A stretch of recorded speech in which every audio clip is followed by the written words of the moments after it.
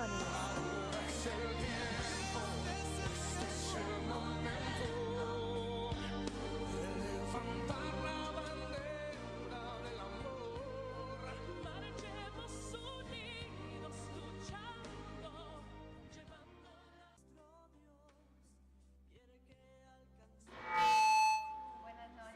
Amados hermanos, Iglesia de Dios, estamos muy contentos porque estamos nuevamente aquí en Alegres en las Naciones, nuestro programa que ha nacido en el corazón de Dios, y nosotros estamos aquí para aprender de la palabra del Señor, para orar por las naciones y por estar cerca del corazón de Dios en cuanto a las naciones.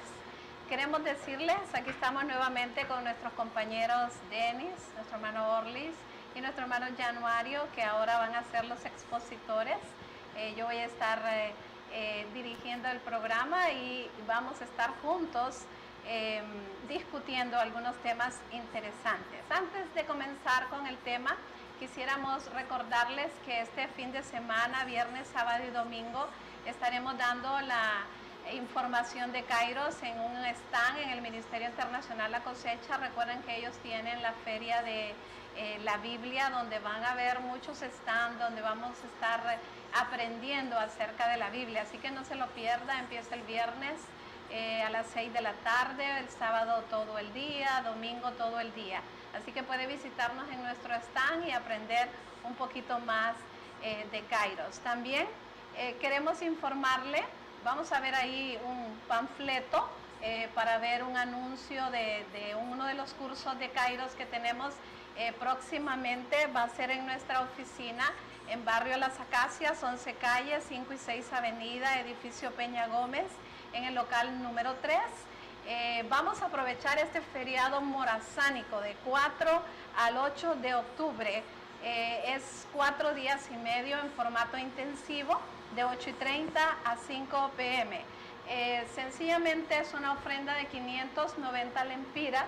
Aquí le voy a mostrar los materiales que nosotros entregamos con el curso. Entregamos, aquí la cámara puede enfocarnos, 2 libros de oración, para que nosotros podamos aprender a orar por las naciones. Entregamos un libro de lectura. Miren, es un libro bastante grande, condensado del curso Perspectivas. Y entregamos también libros de trabajo, donde nosotros podemos condensar lo que vamos aprendiendo a través del curso. Así que realmente el costo del curso son 590 y eso cubre los materiales, las meriendas, y usted va realmente a nacer otra vez en su cristianismo, va a tener un enfoque global, va a aprender un poco más de la misión desde Génesis hasta Apocalipsis. Así que le invitamos a asistir. Puede ir a nuestras oficinas, llamar a nuestros teléfonos, y le vamos a presentar un video ahorita de 5 minutos para que usted pueda ver lo que hacemos en Kairos. Queremos que usted venga, no se lo puede perder. Aproveche estas vacaciones para que Dios pueda escribir más en su mente y en su corazón. Veamos el video ahorita.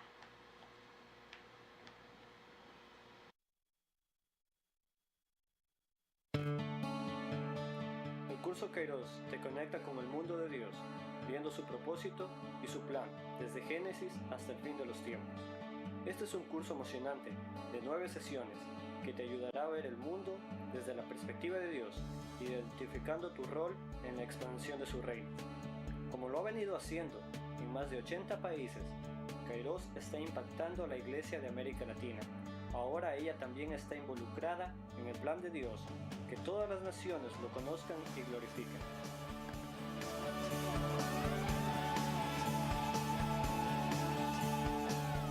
Kairos no es un curso aislado.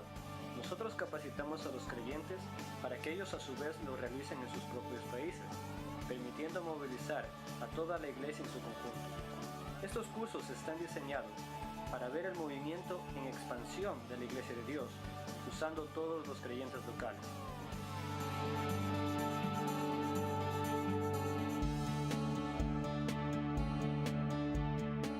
Para ver un establecimiento del movimiento, formamos un equipo nacional en cada país, que a su vez se encargará de la dirección de su propio Kairos. Estos equipos serán una voz a la Iglesia Nacional.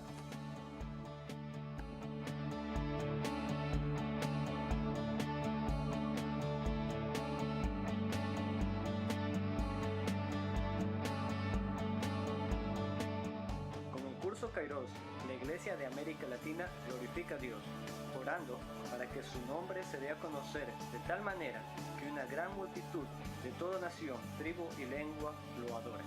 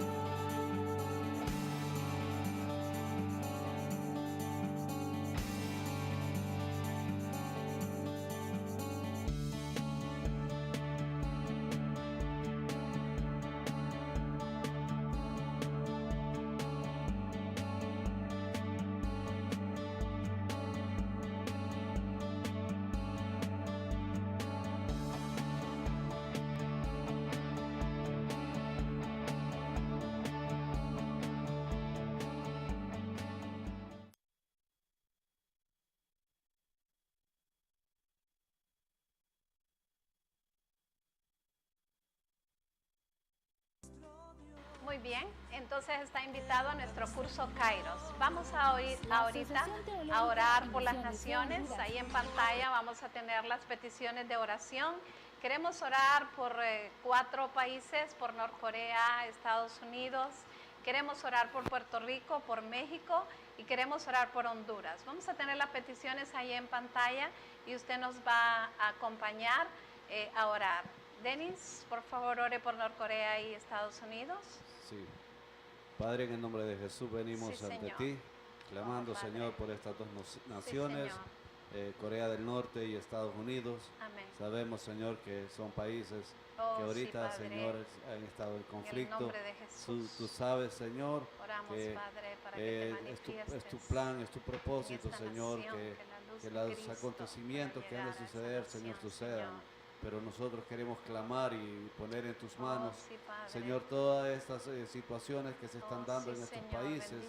Oramos, Dios mío, para que tu poder, para que tu espíritu pueda traer, Señor, paz, pueda traer tranquilidad, pueda detener, Señor, todo ataque de destrucción contra este mundo, contra estos países, contra los países aledaños a estas naciones. Clamamos, Señor, para que tú detengas, Señor, todo indicio de ataques nucleares que puedan existir, Padre. Y al mismo tiempo oramos para que tu evangelio, para que las misiones puedan llegar, Señor, a este país de Norcorea. Que pueda, Señor, el evangelio de Jesucristo penetrar hacia todas las esferas sociales de esta nación. Señor, permite que los misioneros puedan llegar y proclamar las verdades de nuestro Señor Jesucristo. En el nombre de Jesucristo, Padre, clamamos. Amén. Amén. Orlis, Puerto Rico. Padre, estamos también pidiéndote, Señor, por Puerto Rico, Señor. Esa isla, Padre, donde muchos, Señor, están quizás sufriendo, Padre, porque no tienen casa, Señor, porque no tienen agua, porque no tienen luz. Ellos están faltos, Señor, de todo apoyo, Padre. Te pedimos que ayudes, Señor, a ellos a la reconstrucción, a levantar, Dios mío, aquellas construcciones, edificaciones, Señor, pero que también aliente su corazón y su espíritu a los padres, a las familias, Señor, a los niños, Padre, que están ahorita sufriendo, Padre, en ese país. Te pedimos en el nombre de Jesús que restaures el suministro, Señor, de agua, de energía eléctrica, Padre, que tú pongas, Señor, los recursos para que ellos puedan, Señor, levantarse, Señor, aún de toda esa destrucción, Padre, y que en tu nombre, Señor, ellos puedan glorificarte aún en la dificultad, Padre. Te pedimos, Señor, que países amigos, que países hermanos que están viendo la dificultad puedan unirse, Señor, en apoyo financiero, en apoyo económico, Señor, para que ellos puedan llevar recursos a ese país, Puerto Rico, y que ellos puedan levantarse, Señor, en el nombre de Jesús. Estados Unidos, Señor, te pedimos por ese país, Señor, porque aunque también ha sido abatido, Señor, por desastres naturales, pero yo sé que tú tienes, Señor, propósitos con ellos. Levanta de ahí ayuda para Puerto Rico, Señor, de Honduras, no importa de dónde sea, Padre. Motiva en el nombre de Jesús para que ellos ayuden, Señor, a Puerto Rico a levantarse, a salir adelante, Padre. Pero también te pedimos que mandes personas, misioneros, también que prediquen ahí la palabra, Señor, que lleven también suministro, Señor. El pueblo de Dios, motívalo para que vaya, Señor, allí y que pueda llevarle consuelo y esperanza, Señor, a través de la palabra, y que puedan también llevar ayuda financiera y ayuda económica, Padre. Gracias te damos, Señor. Sabemos que tú vas a ayudarnos, Señor, y que tú vas a escuchar nuestras oraciones, Señor, para ese pueblo, Puerto Rico. Amén. Padre, oramos por México, Señor Jesús. Padre, yo sé que es un país que está en tu corazón, Señor. Padre, ayúdalos en medio del dolor, Señor. Tú sabes que ahí, Padre, hay mucho trabajo que hacer en el Evangelio. Yo te pido, Señor, que en medio del dolor tú puedas hacer, Padre, sustento para ellos, bálsamo, fortalece a esas personas, Señor, y permite, Señor, que muchos misioneros vayan a ese lugar, Padre, y lleven, Señor Jesús, aliento, lleven tu palabra, lleven sustento, Señor, a esa nación. Señor, bendice México, Señor. Es una nación maravillosa, Padre eterno. Y yo sé que tú tienes un plan con México. Derrama tu bendición sobre México. Derrama tu salvación sobre México, Señor. Padre, bendice a los rescatistas, Señor Jesús. Dale sabiduría. No permita, Señor, que ninguno de ellos se muera, Señor. Padre, úsalos con poder y con sabiduría para que encuentren, Señor, a las víctimas, Padre. Dales consuelo también, Señor, en medio del dolor, Padre eterno. Oh Dios, que el gobierno, Señor, y la comunidad internacional envíen bastante, Señor, productos, bastante ayuda, Señor. Que nuestros hermanos mexicanos vean tu mano de amor y tu mano de poder, Señor. Padre celestial, y que ese país sea reconstruido rápidamente, Padre eterno. Te damos la gloria y la honra, porque sabemos que tú estarás ahí con ellos, Padre. En el nombre de Jesús. Oramos por nuestro país, por Honduras. Gracias por esta nación, Señor, que te alaba. Gracias por esta nación que te busca. Gracias, Señor, porque tú estás trayendo para nuestro país bendición, Señor, y creemos que de Honduras saldrán muchos misioneros para el mundo. Creemos que te estás moviendo en la iglesia y que vas a hacer grandes cosas, Señor, a través de tus hijos. Oh Padre, queremos bendecir a nuestro país y queremos que tú puedas ayudar en el proceso de elecciones. Señor, que tú puedas dirigir a los hondureños, que tú puedas inclinar el corazón al mejor candidato. Oramos por cada candidato, que cada uno sea genuino, que cada uno sea verdadero, que cada uno sea honesto, que tenga el verdadero deseo de servirte a ti en primer lugar y luego servir a la patria, Señor, en la que tú nos diste para nacer. Oh Padre, oramos para que tú nos protejas de terremotos, de huracanes. Gracias porque tu misericordia ha sido grande. Hemos visto tu mano poderosa en cada acontecimiento, Señor, y gracias por librarnos, gracias por ayudarnos. Oramos, Señor, por estas lluvias fuertes. Sabemos que algunos lugares están inundados, algunos lugares hay algunos problemas. Oramos, Dios, para que tu mano poderosa se manifieste y acudas en la ayuda de aquellos que tienen dificultades. Gracias por nuestro país, Señor. Bendícenos grandemente. Que tu nombre sea glorificado en esta tierra. En el nombre de Jesús. Amén. Muy bien. Vamos ahora a nuestro tema. Estamos contentos porque Jesús ha estado enseñándonos cómo hacer la misión y eso hemos estado viendo en las últimas semanas.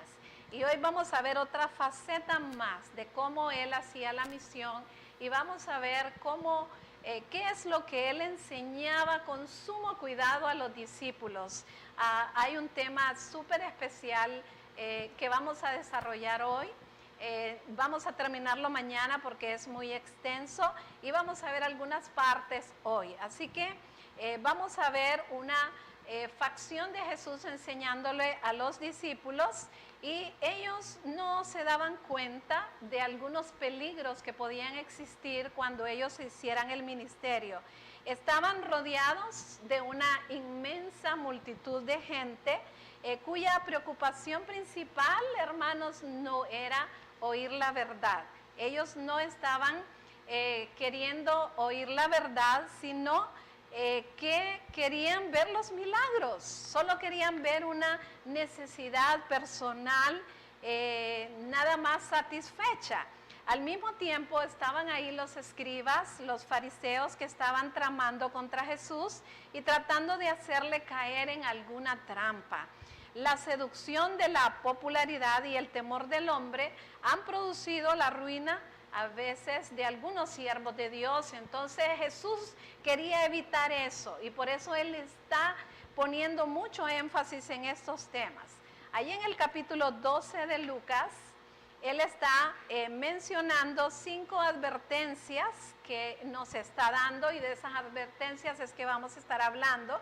El pueblo de Dios, entonces, en la actualidad debe prestar atención a estas 4 advertencias a fin de ser discípulos fieles, y el mundo perdido también debe prestar atención a la 5ª que vamos a discutir mañana. Vamos a empezar viendo Lucas 12 y voy a darle lectura. Ustedes van a leerlo conmigo para que podamos entrar en el primer tema, que es la hipocresía.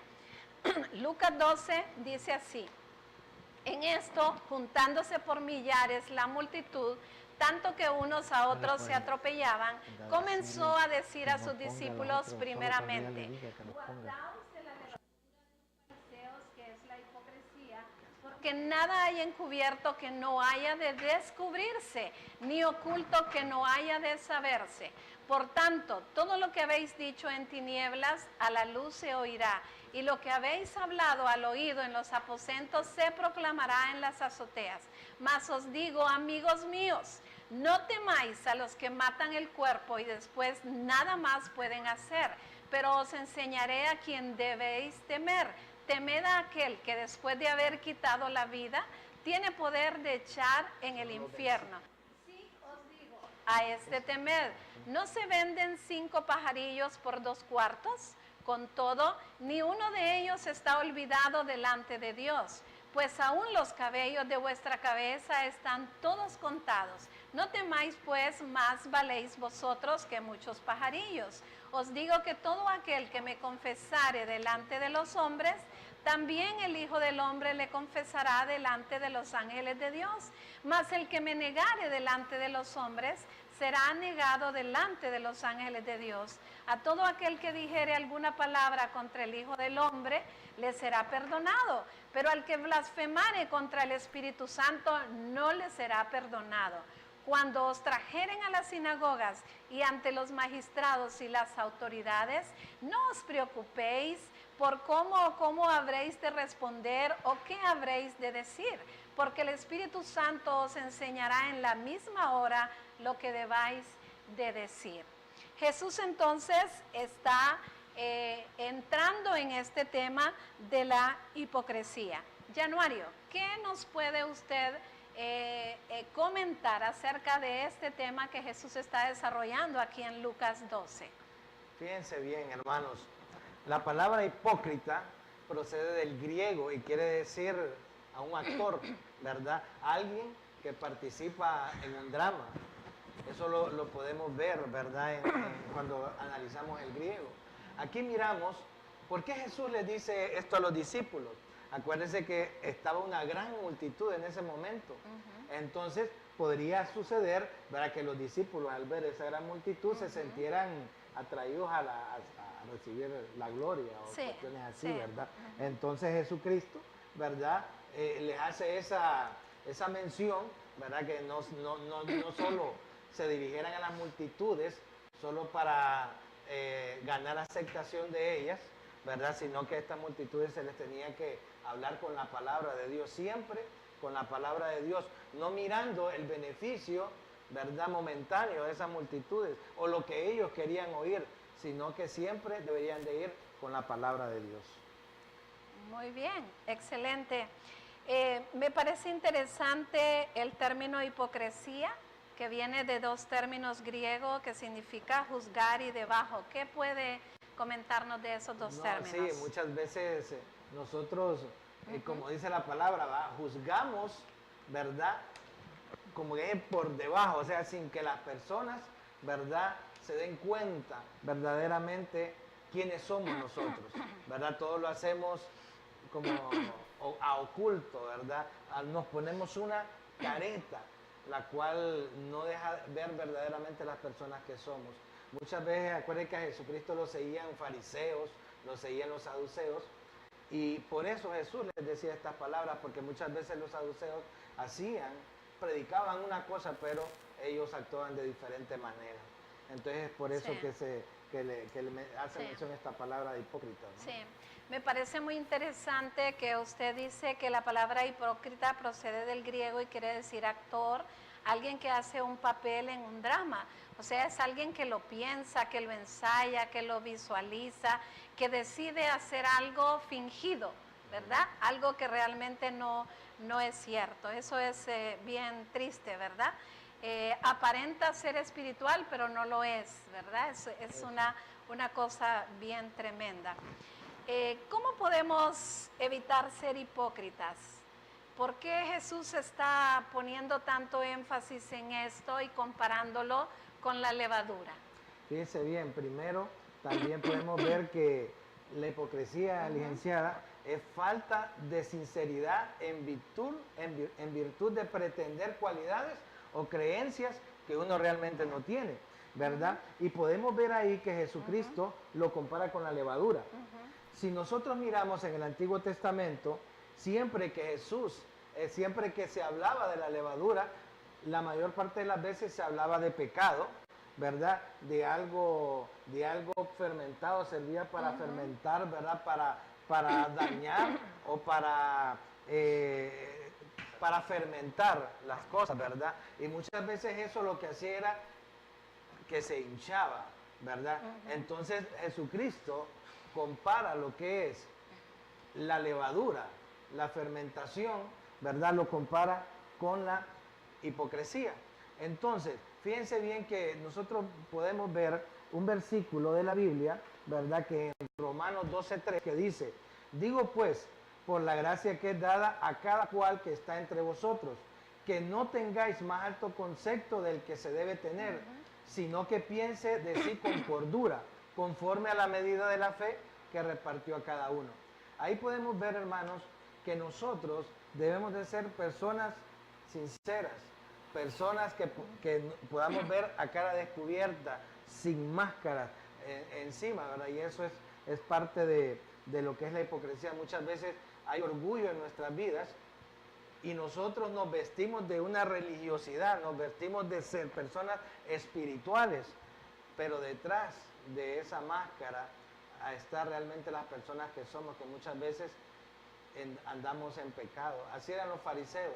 Los fariseos eran gente muy importante en el tiempo de Jesús, ¿verdad? Y ellos por fuera les decía a Jesucristo que eran sepulcros blanqueados, porque por fuera se miraban nítidos y pulcros, pero verdaderamente por dentro había mucho pecado y mucha hipocresía en ellos. Muy bien.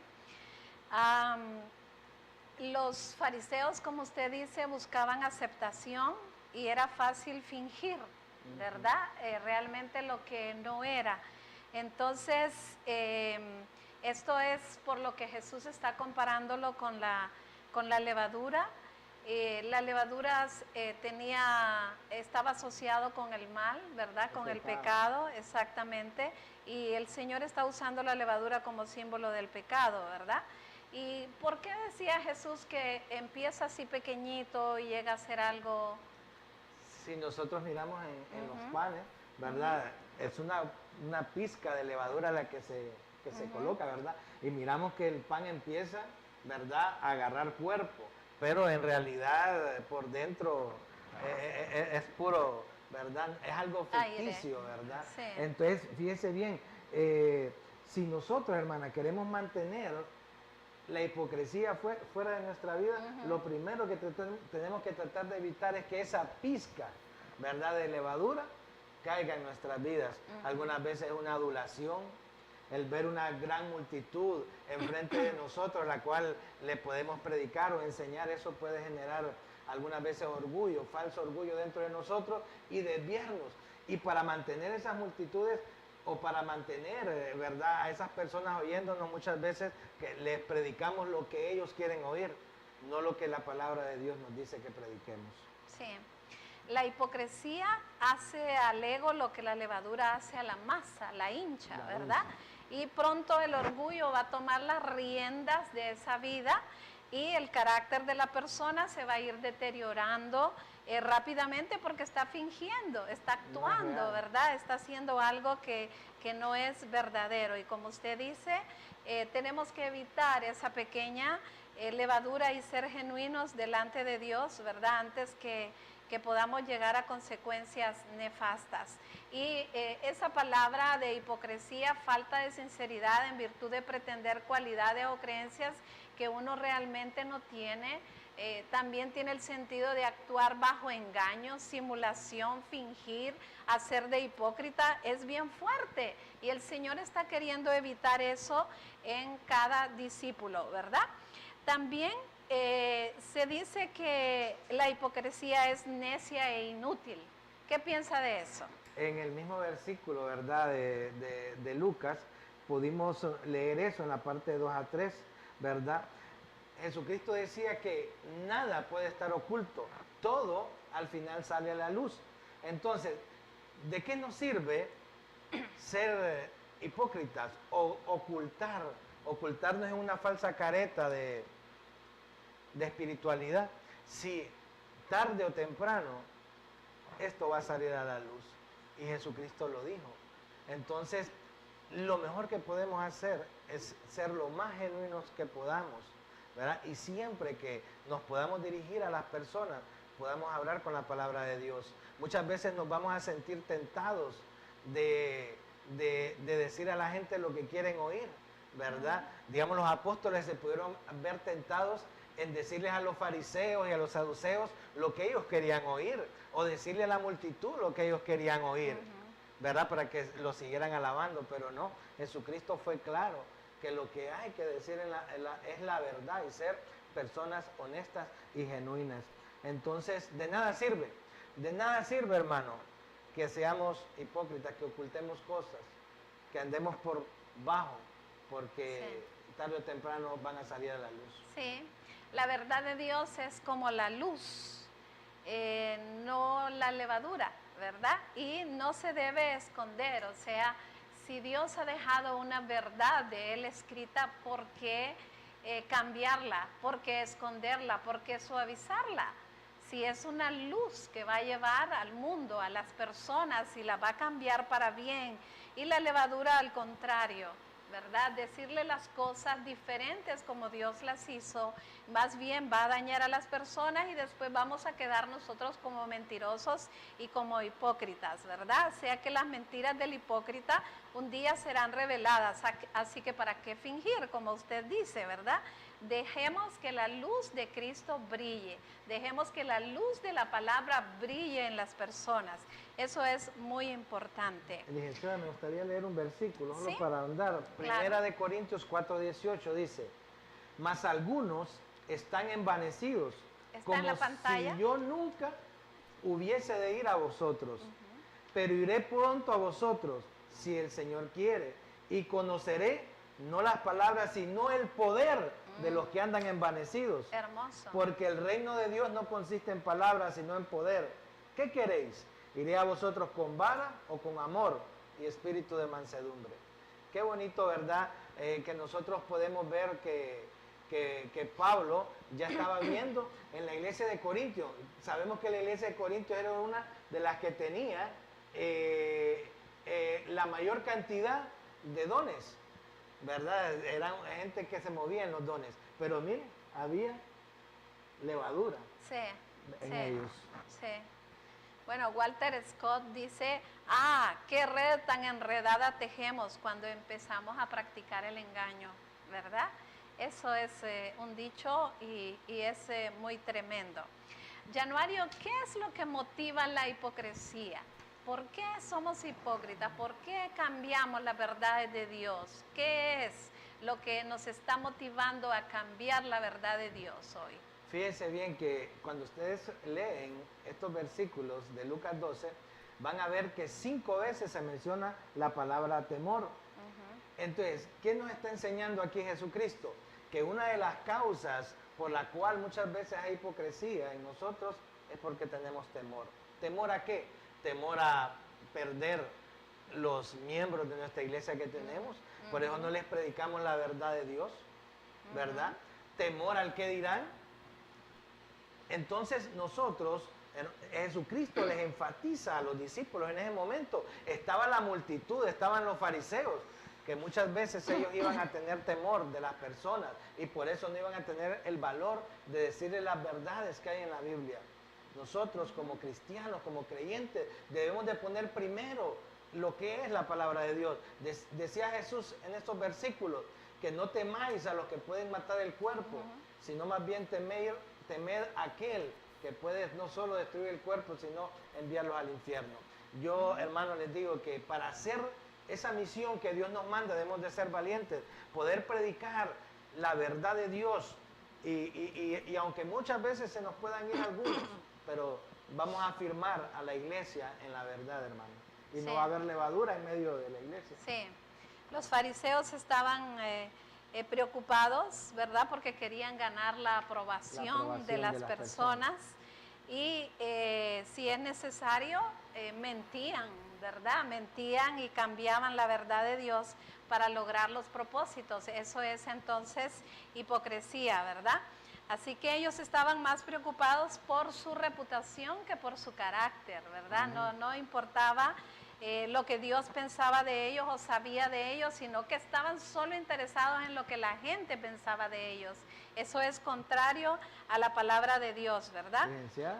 En Proverbios 29-25 dice la palabra de Dios: el temor del hombre pondrá lazo, mas el que confía en el Jehová será exaltado. Muy bien, Jesús quería que se evitara esa atadura, ¿verdad? Porque eso iba siendo un lazo más grande, mayor, y iba a ser muy, muy tremendo. ¿Cuál sería el remedio para la hipocresía? El remedio básico es confesar a Jesús. Cuando nosotros confesamos que somos cristianos, ¿verdad? En nuestro trabajo, donde vayamos, debemos de decir que somos cristianos. Y eso va a evitar que muchas veces haya lazo, ¿verdad? Y que entre la levadura y la hipocresía en nuestras vidas. Y temerle solo a Dios, ¿verdad? ¿Por qué temerle a los hombres? Es al Señor al que debemos temer. El temor de Dios es el temor que conquista a todos los demás temores, ¿verdad? Eso es muy lindo, muy emocionante. ¿Qué es lo peor que los hombres pueden hacer? Bueno, temerle a los hombres y, ¿verdad? También no depender del Espíritu Santo. Nosotros como cristianos debemos depender del Espíritu Santo.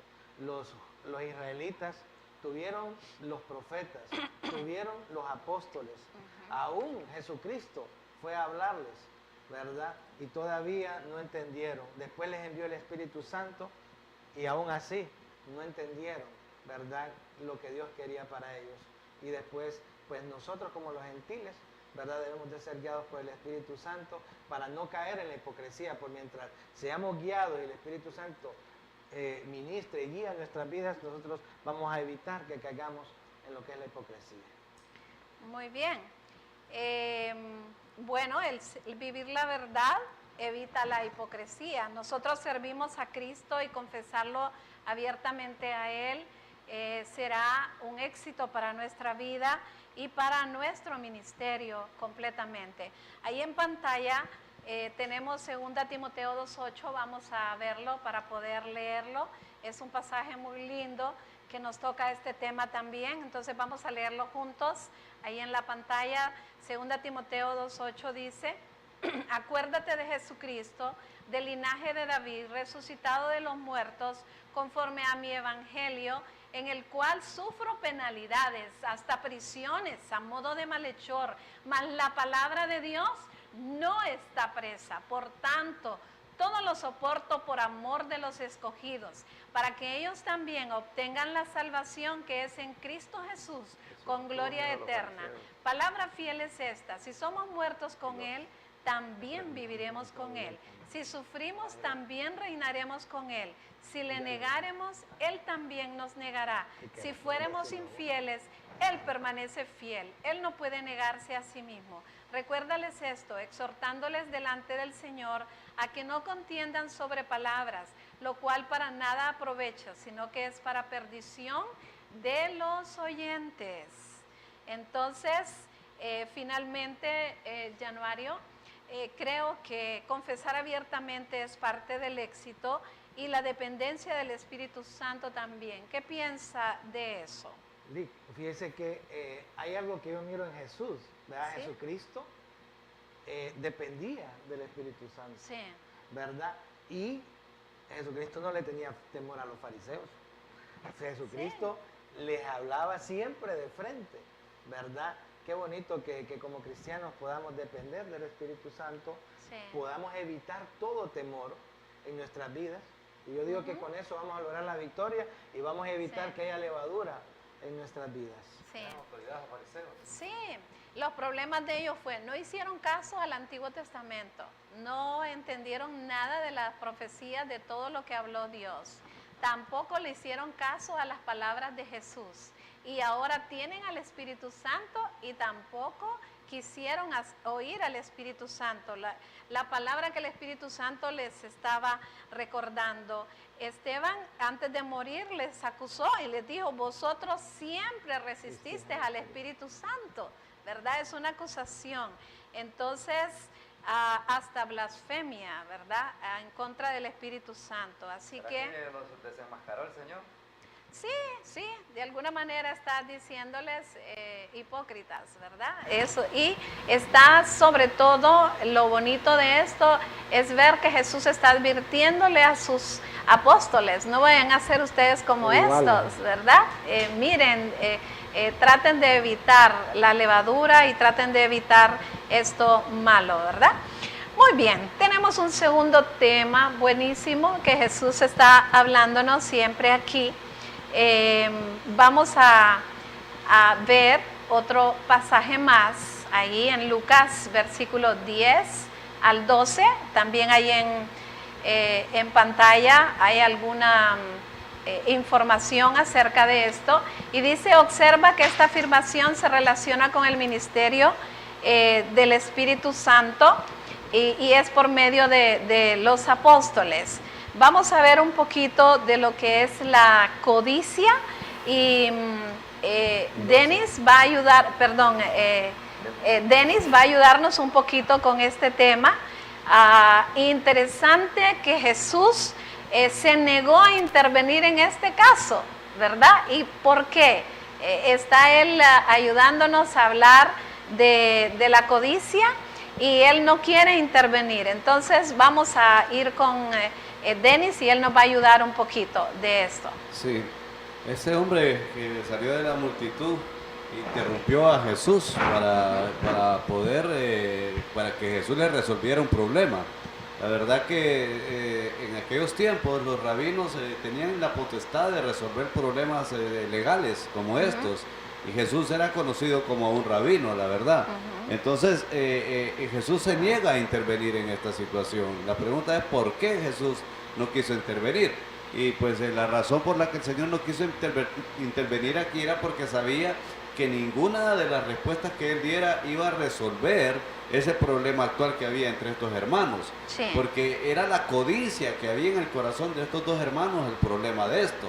Entonces, mientras en cuanto estos dos hombres fueran codiciosos, ninguna de las respuestas que Jesús diera iba a traer una respuesta satisfactoria. Sí. En este caso, entonces, la mayor necesidad que Jesús miraba en estos hombres era un cambio en el corazón. Sí. Jesús quería que estas personas tuvieran un cambio en el corazón. Es así como sucede hoy, licenciada. Muchas personas hoy queremos que Jesús nos ayude, que Jesús nos dé algo, pero no queremos que el Señor nos salve, no queremos seguirle a Él. Muy bien. Ahí en pantalla está Lucas 12, 13. Y le dijo uno de la multitud: Maestro, di a mi hermano que parta conmigo la herencia. Mas él le dijo: Hombre, ¿quién me ha puesto sobre vosotros como juez o partidor? Y les dijo: Mirad y guardaos de toda avaricia, porque la vida del hombre no consiste en la abundancia de los bienes que posee. También les refirió una parábola diciendo: La heredad de un hombre rico había producido mucho, y él pensaba dentro de sí diciendo: ¿Qué haré? ¿Por qué no tengo dónde guardar mis frutos? Y dijo: Esto haré, derribaré mis graneros y los edificaré mayores, y ahí guardaré todos mis frutos y mis bienes. Y diré a mi alma: Alma, muchos bienes tienes guardados para muchos años, repósate, come, bebe, regocíjate. Pero Dios le dijo: Necio, esta noche vienen a pedirte tu alma, y lo que has provisto, ¿de quién será? Así es el que hace para sí tesoro y no es rico para con Dios. Usted tiene razón, Denis, en lo que está diciendo, y me gustaría que viéramos la palabra griega utilizada, pleonexia. Codicia es lo mismo que avaricia. Es el uso inmoderado y excesivo de adquirir más y más y más en el sentido de riqueza, ¿verdad? Puede llegar a ser un fraude, puede llegar a ser a través de una extorsión, pero queremos más. Es algo exigido, es algo que queremos aprovecharnos como del lugar para obtenerlas, ¿verdad? Así que no es algo bueno lo que estamos viendo. ¿La codicia, Denis, es una sed insaciable? Sí, pues la codicia la podemos definir como una sed insaciable de querer tener más y más de algo que nosotros creemos necesitar para poder estar verdaderamente satisfechos o para poder decir, para sentirnos felices. Eso es la codicia, desear más y más por algo que nosotros consideramos que nos va a hacer feliz. Pero esa codicia puede ser sed de dinero, esa codicia puede ser las cosas que el dinero puede comprar, o incluso la codicia puede ser el hambre de posición y de poder. Pero fíjese que Jesús dejó bien claro que la vida abundante del ser humano no depende de las posesiones. Jesús no negó que nosotros tenemos necesidad de ciertas cosas, de ciertas necesidades básicas, como dice Mateo 6:32, que dice que el Señor sabe de qué cosas nosotros tenemos necesidad, o primero de Timoteo 6:17 también, que nos enseña que Jesús está pendiente y que quiere que nosotros tengamos cosas en abundancia. Pero Jesús afirmó que nosotros no vamos a tener una vida más abundante, una vida más feliz adquiriendo más cosas. Sí, y el Señor está enfatizando que la mayor necesidad del hombre era un cambio de corazón. Él no estaba realmente diciendo que no debemos tener nada, pero el énfasis en las riquezas y en la codicia es el problema sin un cambio del corazón. Las personas querían que Jesús les sirviera, pero no que los salvara, no andaban buscando vida eterna, ¿verdad? Sí, ahí en pantalla podemos ver un pensamiento de Mark Twain que definió la civilización como la multiplicación ilimitada de necesidades innecesarias. Queremos cosas que no son tan necesarias, ¿verdad? Y tenía razón. De hecho, muchos creyentes están infectados por la codicia y no lo saben. ¿Cree usted que es esto posible, Denis? Sí, licenciada, pues lastimosamente sí. Muchos creyentes de repente estamos infectados por la codicia y no lo saben. A veces pensamos que esa amonestación que nosotros encontramos ahí en primera de Timoteo 6, esa amonestación que dice que los que quieren enriquecerse caen en tentación y lazo y en muchas codicias necias y dañosas, dice, que hunden a los hombres en destrucción y perdición. Y hay muchos cristianos que piensan que eso es para los ricos y famosos. Pero fíjese que si nosotros vemos la medida que hay en la norma de vida de los creyentes de Estados Unidos, la mayoría de los creyentes de Estados Unidos son personas que en realidad son ricos, pues en el aspecto de que viven bien, tienen buenas casas, tienen buena salud y seguridad. Entonces, muchos de los creyentes a veces salen infectados con esta situación sin darse cuenta y no interpretamos bien este pasaje por quererlo aplicar solamente a los que son ricos y a los famosos. Sí, muy bien. ¿Habrá peligros en la prosperidad? No, la prosperidad no es mala. Realmente nosotros sabemos que el problema es tener un corazón codicioso. El problema es enfocarnos solamente en el dinero como una manera de felicidad, y de esa manera dejamos de percibir lo más importante, que viene a ser lo espiritual. Y si la riqueza ahoga la palabra de Dios, eso sería un problema también, ¿verdad? Claro. Y si al tener dinero nos sentimos seguros, ahí es el problema, ¿verdad? Si la riqueza es nuestra seguridad. Realmente Dios no está en contra de que vivamos bien, ¿verdad? Pero el dinero solo satisface las cosas que podemos comprar, ¿verdad? Pero hay cosas un poco más grandes. ¿Cuál es el problema con este rico? ¿Cuál es el problema de él? El dilema con este rico es que él tenía un grave problema, y el problema de este rico era el dinero.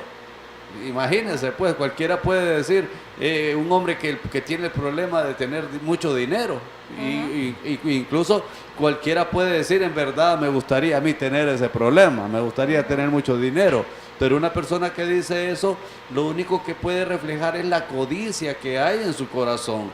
Nosotros tenemos que saber que por tener demasiada riqueza muchas veces se puede tener problemas serios si no estamos preparados para poder manejar la riqueza. Es la codicia, el problema que en este momento viene a causar en este rico. Jesús estaba más interesado en lo que era el corazón de este hombre, pero este hombre estaba enfocado solamente en lo material. Por ejemplo, una persona puede recibir una herencia de mucho dinero, y realmente eso se convertiría en una bendición. Podría ser una bendición o podría ser un problema. Sí, eso es la situación. Sí. Bueno, ¿qué decisiones son las que él está tomando en cuanto al futuro y su riqueza? ¿Qué es lo que está él planeando? ¿Cuál es lo que él está pensando? ¿Dónde poner su seguridad? Sí, fíjese que hay una, licenciada, una observación bien importante.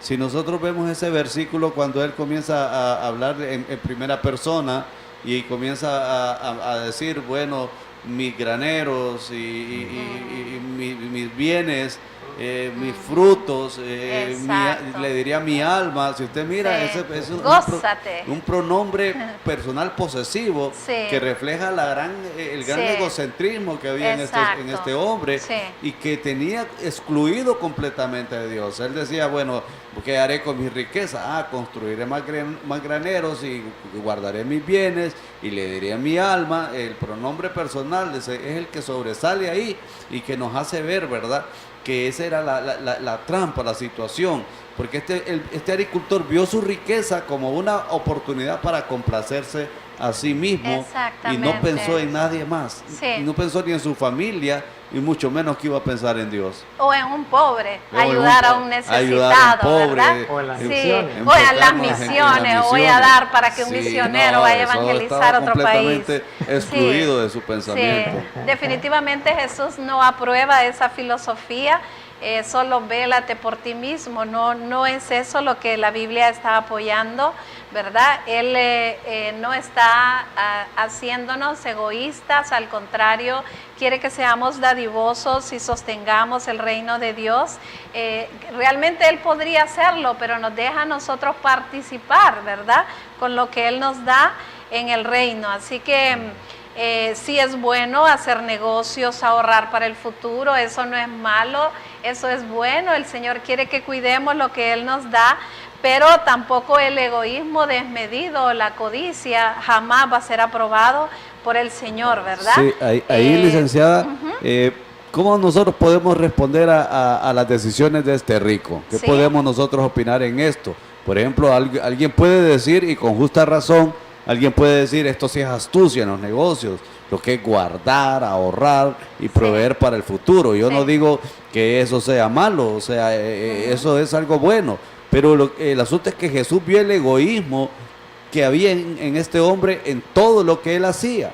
Y si nosotros vemos, para la filosofía del mundo es el lema de vela por ti mismo, pero para Jesús esa filosofía no es lo más importante. Jesús siempre está pensando en ir más allá de lo que es solamente pensar en nosotros y en invertir el dinero que nosotros tenemos para nuestros propios beneficios. Sí, Jesús no ve al agricultor disfrutando de la vida, lo ve enfrentándose a la muerte, ¿verdad? Así que la riqueza no puede mantenernos con vida cuando nos llegue el momento de morir, ¿verdad? Ni tampoco puede comprar de nuevo las oportunidades que perdimos mientras estábamos aquí en la tierra e ignoramos a Dios e ignoramos los demás, ¿verdad? Eso es lo que Dios realmente no quiere, ¿verdad? Así que es importante que nosotros no acumulemos cosas y estemos lejos completamente de Dios, ¿verdad? Henry David Thoreau escribió: el hombre más rico es aquel cuyos placeres son los más baratos. Sí, a veces no se necesita mucho dinero, ¿verdad?, para ser feliz. O lo ahorra. Sí, dijo: un hombre es rico en proporción al número de cosas que puede darse el lujo de dejar a un lado. Interesante, ¿verdad? A veces ahí es donde somos más felices. Y finalmente, ¿cómo respondes a la muerte del agricultor jactancioso? ¿Cómo responde Dios? Qué lástima, ¿verdad? Sí, que este hombre... Es difícil, ¿verdad? Porque el hombre tiene éxito, pero Jesús no ve a este agricultor, como dijo usted, ¿verdad? Disfrutando de sus riquezas, sino que lo que Jesús ve es el momento en que le toca enfrentarse con la muerte y en la cual las riquezas no pueden ayudarle absolutamente en nada. Sí. ¿Quién es rico para Dios? Bueno, para Dios es rico aquellos que tienen a Cristo en su corazón. Sí. Esa es la mayor riqueza que podemos tener, porque ¿de qué le sirve al hombre ganar todo el oro del mundo si al final se pierde su alma? Amén. Muy bien, sobre todo aquella persona que reconoce agradecidamente que todo lo que tiene viene de Dios, ¿verdad? Y hace el esfuerzo de usar lo que Él da para bien, para otros, para la gloria de Dios, para poder disfrutar y emplear la riqueza al mismo tiempo para honrar a Dios. Entonces, ser rico para con Dios quiere decir enriquecimiento espiritual, no simplemente deleite personal, ¿verdad? Así que qué tragedia la de la gente que es rica en este mundo, pero pobre en el reino de Dios, o no podrá entrar en el reino de Dios. Muy bien, qué interesante las enseñanzas de Jesús. Muy especial, muy emocionante, y él tiene otro tema más que queremos discutir, un tercer tema hoy. Es un tema muy bonito también que va con esto, y es sobre el afán, y Orlis va a compartirnos de este tema también. Orlis, ¿qué decía Jesús sobre el afán? Amén. Si vemos la enseñanza del agricultor, creo que él estaba bastante preocupado por cuánto tenía. Sí. Y quizás sus discípulos estaban preocupados porque no tenían quizás lo suficiente, ¿verdad? Decidieron seguir a Cristo sin tener también ellos garantías acerca de lo que ellos vivirían, porque lo harían por fe. Sí. ¿Verdad? Y aunque la fe, sabemos que la fe en el Señor es probada, ¿verdad? Ellos tenían la seguridad en Dios acerca de lo que Él les decía en su palabra. Sí, muy bien. Antes de entrar a este tema, me gustaría que leyéramos Lucas 12, 22, 34. Lo vamos a tener ahí en la pantalla. Y voy a pedir a Januario que le pueda dar lectura ahí en la pantalla. Es un pasaje muy bonito y es interesante que lo consideremos. Dijo luego a sus discípulos: por tanto os digo, no afanéis por vuestra vida, qué comeréis, ni por el cuerpo, qué beberéis, vestiréis. La vida es más que la comida, y el cuerpo que el vestido. Considerad los cuervos que ni siembran ni ciegan, que ni tienen despensa ni granero, y Dios los alimenta. ¿No valéis vosotros mucho más que las aves? ¿Y quién de vosotros podría con afanarse añadir a su estatura un codo? Pues si no podéis ni aun lo que es menos, ¿por qué os afanáis por lo demás? Considerad los lirios, cómo crecen, no trabajan ni hilan. Mas os digo que ni aun Salomón con toda su gloria se vistió como uno de ellos.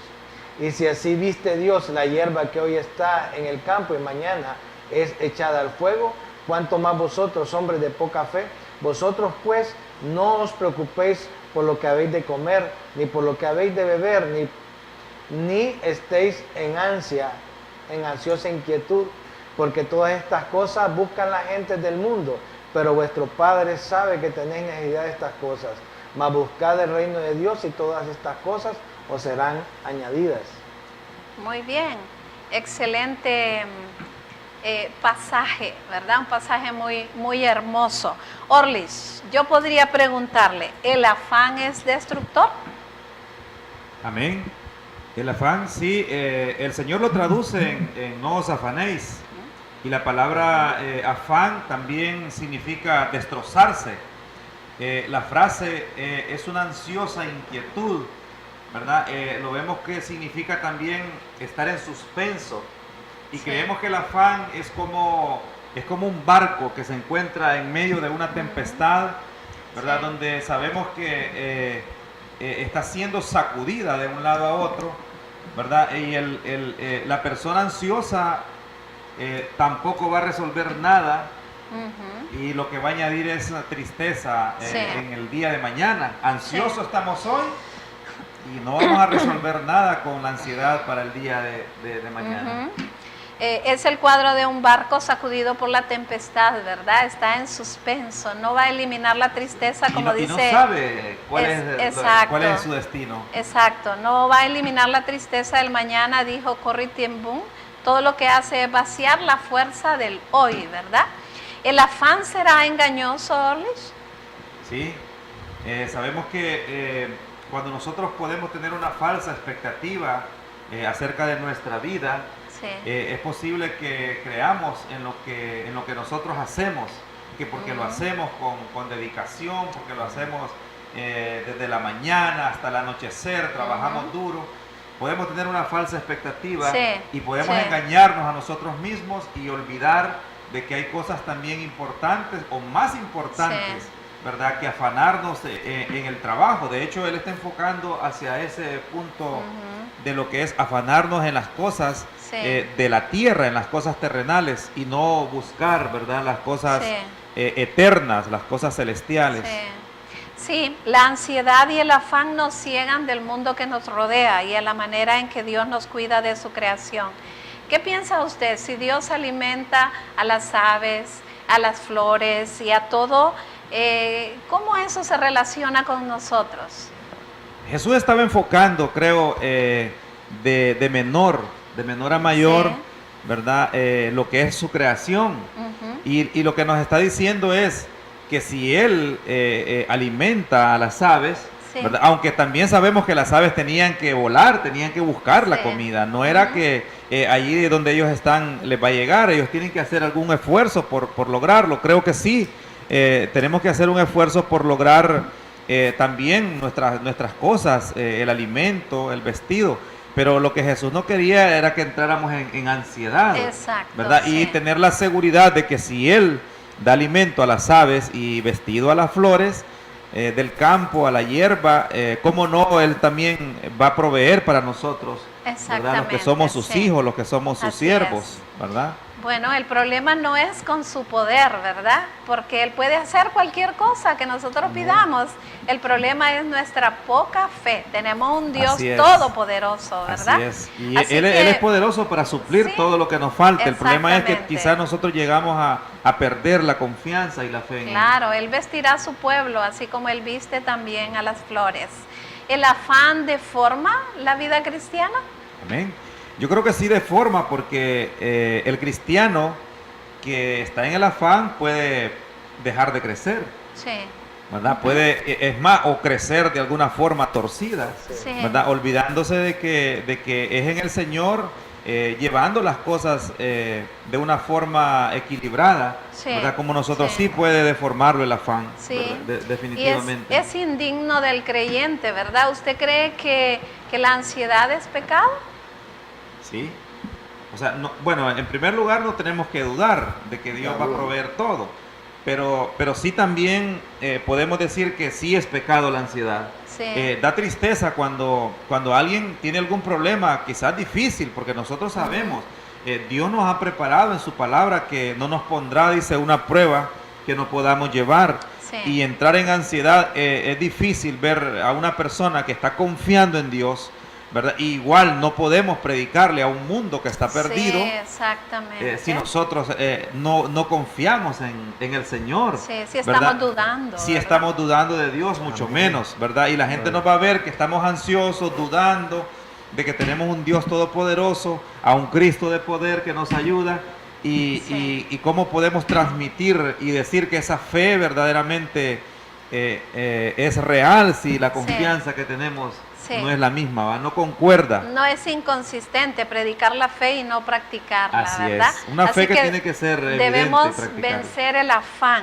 Es un placer darnos el reino, así que el reino nos da todo lo que nosotros necesitamos, ¿verdad? Amén. Dios está en el asunto, somos sus ovejas, somos sus hijos, somos su familia y siervos de su reino, así que Él velará por las necesidades y Él velará para que estén completamente satisfechas. Eso complace a Dios, ¿verdad? Amén. En Romanos, hermana, nosotros vemos como en el 8:32, Dios nos dice que si nos dio a su Hijo, ¿verdad? ¿Cómo no nos dará con Él todas las cosas? Así es. ¿Verdad? A mí verdaderamente que me gozo en Dios porque cada vez que nosotros leemos la Escritura y vemos cómo Dios nos pide que no nos afanemos, ¿verdad? Que no nos destrocemos, quizás trabajando, quizás haciendo tantas cosas y que hay tiempo para todo y que no debemos descuidar lo que el Señor nos dice acerca de que busquemos primeramente el reino de Dios y su justicia. Sí. Y este versículo nos reafirma cuando dice, si nos dio a su Hijo, o sea, ¿cómo no nos dará con Él todas las cosas? Y todas las cosas, está hablando Él de esas cosas materiales que nosotros necesitamos, comida, vestido, pagos de luz, hay un montón de necesidades, ¿verdad?, que tenemos en nuestros hogares y debemos de estar confiando plenamente en el Señor. Muy bien. La pregunta sería para ti, hermano, ¿dónde está tu corazón?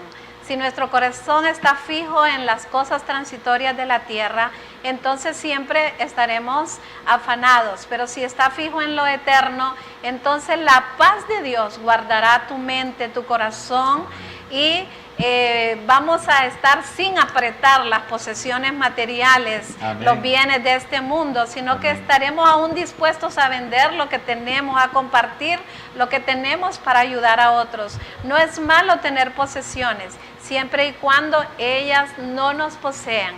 Jesús quería que hiciéramos la misión adecuadamente y esto es bien importante. Acuérdense que estamos en misión aquí en Honduras, misión hacia el mundo, así que debemos llevar un evangelio como Jesús lo dice, como está en la Biblia. Así que el reto es sigamos las instrucciones de Jesús y examinemos dónde está nuestro corazón. Dios te bendiga, hermano.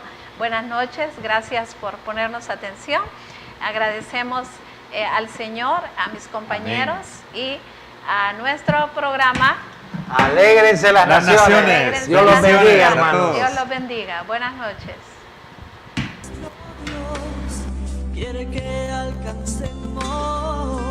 La Asociación Teológica y Misiones de Honduras, ATEM, presenta su programa Hermosos son los pies del que va. Alégrense las Naciones. Proclamando al mundo la verdad. Iglesia de esperanza. Alégrense las Naciones. Ahora es el tiempo. Este es el momento. Levantar la bandera del amor. Marchemos unidos, luchando, llevando la...